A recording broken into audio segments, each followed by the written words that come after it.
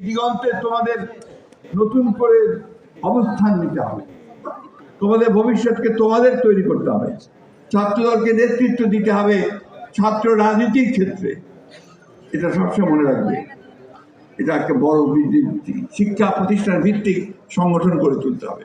শুধু মহল্লা ভিত্তিক সংগঠন করলে হবে না, শিক্ষা প্রতিষ্ঠান ভিত্তিক সংগঠন যদি না করো তাহলে কিন্তু হবে না।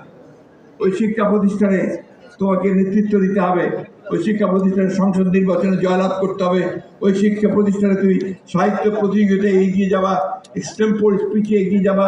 এই বিষয়গুলো না হলে তোমার যে বিকাশটা হবে না।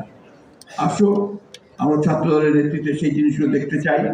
যখন তারা এই ধরনের কোনো কর্মসূচি নেবে, আমি মনে করবো যে সেটা জাতির জন্য, আমাদের ভবিষ্যতের জন্য সবচেয়ে বড়। কারণ তোমরাই তো হচ্ছে ভবিষ্যৎ, তোমরা এই দেশের সমস্ত কিছু তৈরি করবে। চাকরিতে বলো, রাজনীতিতে বলো, অর্থনীতিতে বলো, ব্যবসা বাণিজ্য প্রসারের ক্ষেত্রে বলো, তোমাদেরকেই সেই নেতৃত্বটা সামনে নিতে হবে।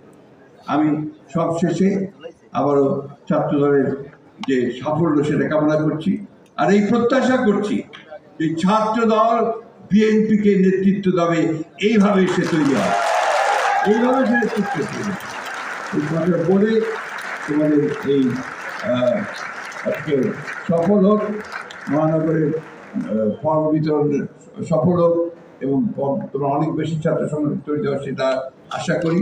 সবশেষে এই কথা বলে শেষ করতে চাই, আসো আমরা সবাই মিলে, সেই বৃদ্ধ আর তরুণ কিশোর সবাই মিলে আমরা একটা বাসযোগ্য বাসভূমি বাংলাদেশ গড়ে তুলি, যেটা আমাদের সকল।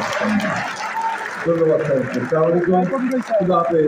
বাংলাদেশ জিন্দাবাদ, বাংলাদেশ জাতীয় দলের ছাত্র দল জিন্দাবাদ।